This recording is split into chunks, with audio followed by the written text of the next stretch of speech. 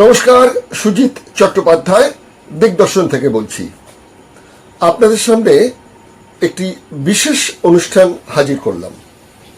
এই মুহূর্তে চলছে রথ এবং উল্টো রথ, এর একটা মরশুম চলছে। বাঙালির পুরীর রথের সঙ্গে সম্পর্ক বহুদিনের।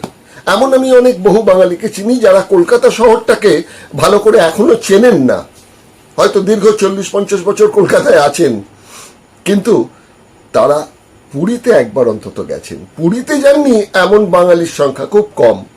উড়িষ্যা গভর্নমেন্টও এই জন্য খুব ভালো করে জানে যে তাদের ওখানকার ট্যুরিজমের ব্যবসাটার কিন্তু সিংহভাগ দখল করে আছে এই পশ্চিমবাংলার বাঙালি, এবং বাংলার ছাড়াও সারা ভারতবর্ষ এবং পৃথিবীর যে প্রান্তেই বাঙালি আছেন তারা একবার না একবার পুরীতে আসেন। আর রথের সময় তো আসেনি।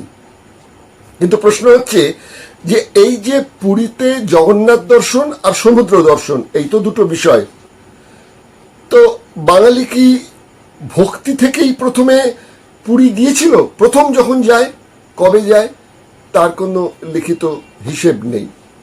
তবে মোটামুটি আমরা ধারণা করতে পারি যে চৈতন্যদেবের সময় থেকেই, অর্থাৎ এই 550-600 বছরের সময়কালের মধ্যে থেকেই কিন্তু বাঙালি এই পুরী সম্বন্ধে একটা ইচ্ছে, তাদের চাহিদা এইগুলো তৈরি হয়েছে। এখন বাঙালি পুরীতে ভক্তিতে নয়, ভয়ে গেছেন। কার ভয়, কিসের ভয়, কেন ভয়, এই বিষয় নিয়েই এবারকার প্রতিবেদন। চলুন, আমি এই যে বক্তব্যটা রাখলাম সেটাকে একটু ভালো করে বোঝাবার জন্য একটা প্রতিবেদনের তৈরি করেছি। সেই প্রতিবেদনটা আপনারা একবার দেখে নিন। চলুন। সারা বছরই বাঙালির গন্তব্যস্থল পুরী। কোনো বাঙালি জীবনে একবার পুরী যাননি মেলাভার। রথের সময় তো বহু বাঙালি হাজির হয়ে যান পুরীতে। যাবেন নাই বা কেন? কথিত আছে রথের রশি একবার টানলে পুনর্জন্ম হয় না। কলিযুগে অশ্বমেধ যজ্ঞের পুণ্য ফল অর্জন করা যায়। রথের চাকার আওয়াজকে বলা হয় বেদ, অর্থাৎ রথের চাকার শব্দ কানে গেলে বেদ পাঠের পুণ্যার্জন হয়। রথের চাকার ধুলো মাখলে গঙ্গা, যমুনা, সরস্বতীর এই ত্রিধারার স্নানের পুণ্য হয়। বাংলাতে কিন্তু চৈতন্য পূর্বে রথযাত্রার কোনো প্রথা ছিল না। বাঙালি ভক্তিতে নয়, পুরী গিয়েছিল প্রথমে ভয়ে। কি সেই ইতিহাস! বাংলায় তখন হুসেন শাহের আমল, বৌদ্ধ ও নাথ ধর্মের শেষ অবস্থা। উত্তর ভারতীয় সংস্কৃতির প্রভাবে চারিদিকে ধ্বংস হচ্ছে বৌদ্ধ বিহার স্তূপ। সেখান থেকেই বাংলার নতুন শব্দ নির্মাণ হলো ধ্বংসস্তূপ। বাংলার ঐতিহাসিক কারণেই শাক্ত ধর্মের রমরমা। ব্রাহ্মণ্য ধর্ম বলতে এখানে তখন শাক্ত ব্রাহ্মণদের অত্যাচার চরমে। তথাকথিত নিচু বর্ণের সাধারণ মানুষদের মধ্যে এক প্রবাদ চালু হয়ে যায়, এই দুনিয়া মে 3 কসাই, পিসু, খটমল, ব্রাহ্মণ ভাই। পিসু অর্থাৎ মাছি, খটমল ছারপোখা। এই সময় বাংলার দ্রাবিড় ভূমি থেকে আসা বেদ সম্পর্কে অজ্ঞ ব্রাহ্মণদের এই বহিরাগত কলৌজ থেকে আসা বৈদিক ব্রাহ্মণেরা ব্রাত্য ঘোষণা করে দিল। এই উচ্চবর্ণীয় ব্রাহ্মণরা পরিচিত হলেন ক্ষত্রিয় ব্রাহ্মণ হিসেবে। বাংলায় দ্রাবিড় বংশভূত বেদহীন ব্রাহ্মণরা পরিচিত হন বর্ণ ব্রাহ্মণ হিসেবে। বাংলার দরিদ্র সাধারণ ভূমিপুত্রদের বলা হতো গারসাল। এরা রাতে অন্ধ সেজে ভিক্ষা করে ক্ষুণ্ণবৃত্তি করত। এমনই ছিল ভূমিপুত্র বাঙালিদের অবস্থা। বাংলার শাক্ত ব্রাহ্মণরা তন্ত্রের ছুতোয় যৌনতা ও কামাচারে বাংলাকে কলুষিত করতে থাকে। ঐতিহাসিক রিচার্ড এটন তার the rice of Islam and the Bengal frontier গ্রন্থে লিখেছেন, মধ্যযুগের বাংলায় উচ্চবর্ণের হিন্দুদের মধ্যে শোষণের ধারণার অস্তিত্ব ছিল না। প্রাক আধুনিক যুগে উচ্চবর্ণের হিন্দু কর্তৃক নিম্নবর্ণের হিন্দুদের শোষণকে শোষণ হিসেবে দেখা হতো না, বরং মনে করা হতো এটি প্রাকৃতিক নিয়ম রীতিরই একটা অংশ। উচ্চবর্ণের হিন্দুদের আধিপত্যের বিরুদ্ধে তীব্র ক্ষোভ যেমন ইউরোপে আলোকিত হয়েছিল, তাই এই অনুকম্পকে ইটন সাহেব রিডিং হিস্ট্রি ব্যাকগ্রাউন্ড বা উল্টো দিক থেকে ইতিহাস পাঠ হিসেবে বর্ণনা করেন। ফলে নিম্নবর্ণের বাঙালি যখন দেখল বৌদ্ধ ধর্মের শেষ সলতে জ্বলছে, তখন সামান্য একটু সম্মান আর নিরাপত্তা খুঁজতে মুসলিম ধর্ম নিতে শুরু করলো। সবচেয়ে বেশি প্রভাব পড়ে উত্তরবঙ্গ ও পূর্ববঙ্গে, কিন্তু কিছুদিনের মধ্যেই মানুষের ভুল ভাঙল। তত্ত্বগতভাবে ইসলামের অনুগামীরা আল্লাহ ও নবীর চোখে সমান হলেও হিন্দু থেকে ধর্মান্তরিত মানুষেরাও হিন্দু বর্ণভেদ প্রথার সম্পূর্ণ ভাইরাস মুক্ত হতে পারেনি। ফলে বাংলায় মুসলিম ধর্মেও স্পষ্টত দুটি ভাগ ছিল, আশরাফ ও আজরাফ। আজরাফ শব্দটি বিকৃত হয়ে হয় আতরাফ, অর্থাৎ পেশাগতভাবে নিম্ন শ্রেণী থেকে আসা ধর্মান্তরিত মানুষেরা পরিচিত হন আজরাফে, যার অর্থ জঘন্য, ছোট লোক। 1902 সালে ভারতের আদমশুমারি রিপোর্টে এই গেট উল্লেখ করেন আরেক শ্রেণীর মুসলিমের কথা, যাদের বলা হতো আরজাল। এরা সবচেয়ে নিচু জাত, যেমন হালালখোর অর্থাৎ কসাই, বেদে ইত্যাদি। এদের সঙ্গে অন্য মুসলমানেরা সম্পর্ক রাখত না। মসজিদে এদের ঢোকা বারণ ছিল, এমনকি মৃত্যুর পর কবরস্থানেও জায়গা মিলত না।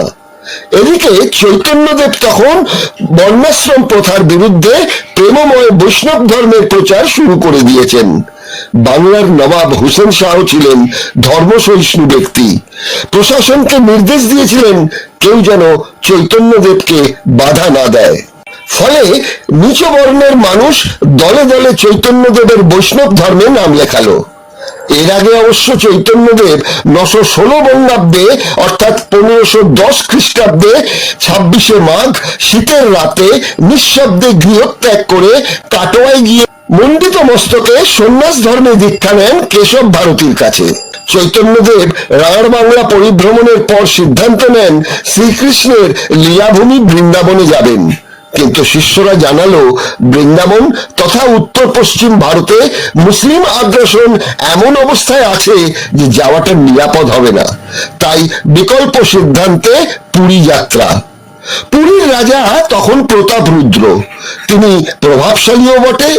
তার রাজ্যের সীমানা বিস্তৃত ছিল বাংলার হুগলি, মেদিনীপুর, মাদ্রাজের গুন্টুর জেলা পর্যন্ত, এছাড়া বর্তমানের তেলেঙ্গানার প্রায় অর্ধেক। তার রাজধানী ছিল মহানদীর তীরে কটকে। অগন্তি স্ত্রীর মধ্যে 4 জন ছিল পাটরানী, শ্রীপদ্মা, শ্রী পদ্মামালা, শ্রী ইয়া ও শ্রী মহিয়া। রাজা ছিলেন সুশাসক, কবিও বটে। পুরীর মন্দিরে তখন চলছে পাণ্ডারাজ। রাজা বিরক্ত হলেও কিছু বলতে পারতেন না, কেননা রাজার পাশাপাশি পাণ্ডাদেরও প্রভাব ছিল জনমানসে। এই পুরীধামে শিষ্য সহ গেলেন চৈতন্যদেব। কথিত আছে পুরীর মন্দিরের দ্বাররক্ষক ছিলেন একজন বলবান মানুষ। পাগলের বেশে চৈতন্যদেবকে প্রবেশ করতে দেখে তিনি রুখে দেন। চৈতন্যদেব তখন ভক্তিভাবে এক বিশাল শক্তিধর এক ঝটকায় রক্ষীকে ফেলে মন্দিরে ঢুকে পড়েন। খবর যায় রাজার কাছে। রাজা ভাবেন বিধর্মী শত্রুর বোধহয় আক্রমণ হলো, কিন্তু চৈতন্যদেবের দর্শন পেয়ে বুঝলেন ইনি তো সাক্ষাৎ নারায়ণ। সারা উড়িষ্যা জুড়ে ছড়িয়ে পড়ে চৈতন্যের নাম। রাজা তাকে দিলেন থাকার আশ্রয়। খবর পৌঁছতে বাংলার সেই নিম্নবর্ণের মানুষ ছুটলেন পুরীতে। যাই হোক, বাংলায় হিন্দু ব্রাহ্মণ আর উচ্চবর্ণের মুসলিমদের হাত থেকে তো বাঁচা যাবে। তবে সে যুগে পুরী যাওয়া সহজ ছিল না। দীর্ঘ পথ হাঁটতে হতো, নয় নৌকা, অনেক খরচ। 3টি মাত্র পথ ছিল। এক, দক্ষিণবঙ্গ থেকে আটিসারা অর্থাৎ বারুইপুর, ছত্রভোগ মানে জয়নগর, মজিলপুর, তমলুক, নারায়ণগড়, দাঁতন, জলেশ্বর, ভদ্রক হয়ে পুরী। আর দ্বিতীয় পথটি ছিল পানিহাটি, আন্দুল, কোলাঘাট, বেলদা, জলেশ্বর, কটক হয়ে পুরী। আর তৃতীয় পথটি ছিল বর্ধমান, মেদিনীপুর, কেশপুর, বালেশ্বর, সাক্ষীগোপাল হয়ে পুরী। আরেকটা পথ অবশ্য ছিল, সেটা পুরুলিয়া, বাঁকুড়া, উত্তরবঙ্গের মানুষ যেতেন ঝাড়খণ্ড হয়ে। শেষের দুটি রাস্তা ছিল হাঁটা পথ, বাকি দুটি জলপথ। জলপথে ছিল জলদস্যুর ভয়। সে সময় বাংলায় জনপ্রিয় প্রবাদ ছিল, হাতে করি পায়ে বল তবে যাবি নীলাচল। সেই সময় হাঁটা পথ ছিল বিপজ্জনক।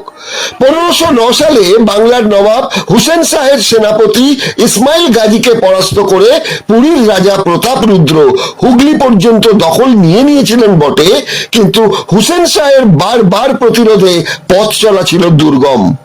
1514 সালে পুরীর রাজা বাংলার মেদিনীপুর পর্যন্ত দখল নিয়ে নেন। বর্ধমানের পথ দিয়ে তাই চৈতন্যদেবও যেতে পারেননি, কেননা পথের ধারে বেশ কিছু মসজিদ বানান হুসেন শাহ। আসলে যা ছিল সেনাদের ডেরা, তাই বাঙালি পুরী যেত একটু ঘুরপথে। প্রবাদ ছিল, সুপথ দূরও ভালো। তাছাড়া জলপথে যেমন জলদস্যুর ভীতি, তেমন হাঁটা পথে সেনার ঝামেলা ছাড়াও ঠ্যাঙাড়ে ডাকাতদের উপদ্রব। যারা পথে অতিথি সেবার নামে খাবার এবং জল খেতে দিত, আর খাবারে মিশিয়ে দিত ধূত্র ফুলের বীজের গুঁড়ো। সেই খাদ্য খেয়ে মানুষ অজ্ঞান হয়ে যেত। ডাকাতরা পথিকের সর্বস্ব লুট করে পালাতো। তাছাড়া ওলা ওঠা সহ বহু রোগে আক্রান্ত হয়েও অনেক পথিক মারা পড়তো। পথে পড়তো জঙ্গল, সেখানে আবার বন্য কুকুর, শিয়াল আর বাঘের ভয়। তাই বাংলা ছেড়ে কেউ যদি তীর্থ দর্শনে পুরী যাওয়ার সিদ্ধান্ত নিত, সে বাড়ির মহিলা মহলে উঠত কান্নার রোল। 1838 সালে পুরীতে আসেন লর্ড বিশপ। তিনি তীর্থযাত্রীদের দুরবস্থা দেখে বলেছিলেন, পুরী না জমপুরি, ভ্যালি অফ ডেথ। 1812 সালে এক বাঙালি ভক্ত সুখময় রায়ের 1.5 লক্ষ টাকা দানের সৌজন্যে ব্রিটিশ প্রশাসন কটক থেকে পুরীর একটা রাস্তা নির্মাণ করে, আজ যার নাম জগন্নাথ রোড। মধ্যযুগ থেকে বাঙালি পুরীতে তীর্থ দর্শনে যেত লটকন ফল নিয়ে, যা জগন্নাথকে নিবেদন করা হতো। বিশেষ করে এই প্রথা পালন করতেন পূর্ববঙ্গের তীর্থযাত্রীরা। আজও কোচবিহার এবং নবদ্বীপের মানুষ পুরীতে এই লটকন ফল নিয়ে যান। লটকন বা লটকনা এক ধরনের টক মিষ্টি ফল। দক্ষিণ এশিয়ার একটি বুনো গাছের ফল, বৈজ্ঞানিক নাম ব্যাকারুলিয়া মটিলিয়ানা। কোথায় এই ফলটি হাড় ফাটা, বুবি, লটকা নামেও পরিচিত। মধ্যযুগে বাংলার এই ফল রপ্তানি হতো। পূর্ববঙ্গের ধারা এই ফল জগন্নাথকে নিবেদন করার। রামকৃষ্ণদেব কোনোদিন পুরী তীর্থে যাওয়ার ইচ্ছা প্রকাশ করেননি, কেননা তিনি বলতেন, আমি যদি নবরূপে নারায়ণ হই তবে আর পুরী যাব কেন? কিন্তু রামকৃষ্ণের মৃত্যুর পর সারদা দেবী নৌপথে পুরী যান। বলেন্দ্রনাথ ঠাকুর কাকা রবীন্দ্রনাথের সঙ্গে উড়িষ্যা ভ্রমণ নিয়ে সুন্দর এক রচনা লিখে গেছেন। শোনা যায় ব্রাহ্ম ধর্মের মানুষ, তাই রবীন্দ্রনাথকে নাকি পুরীর মন্দিরে ঢুকতে দেওয়া হয়নি। সেটা অবশ্য অন্য প্রসঙ্গ। তবে ঐতিহাসিক সত্য এটাই যে বাঙালি প্রথম পুরীর মাটিতে পা রেখেছিল জগন্নাথ দর্শনের জন্য নয়, গিয়েছিল প্রাণ বাঁচাতে, হুসেন শাহের সেনাদের অত্যাচার থেকে বাঁচতে আর শাক্ত ধর্মের হিন্দু ব্রাহ্মণদের হাত থেকে বাঁচতে। দিকদর্শনের গ্রাহক বন্ধুরা, আপনারা দেখলেন বাঙালি ভক্তিতে নয় ভয়েতেই প্রথমে পুরীতে গিয়েছিল। এই অনুষ্ঠানটি আপনাদের কেমন লাগলো আপনারা একটু মন্তব্য করে জানাবেন। যদি ভালো লাগে অন্যকে শেয়ার করবেন এবং অবশ্যই লাইক দেবেন, আর একটু সাবস্ক্রাইব তো করবেন, তবে তো আমরা উৎসাহিত হব এবং আপনাদের কাছে এরকম অনেক অজানা তথ্য পরিবেশন করার জন্য একটু উদ্যোগী হতে পারবো। আপনাদের সমর্থনটুকু খালি সঙ্গে চাই। আর যদি আমাদের অনুষ্ঠান সম্পর্কে কোনো বিরূপ মন্তব্য থাকে আপনারা নিশ্চয়ই সেটা মন্তব্যে জানাবেন। আজ তাহলে চলি, শেষ করছি এবারকার অনুষ্ঠান। কি না, বাঙালি ভক্তিতে নয় ভয়েতে গিয়েছিল পুরীতে প্রথম। নমস্কার।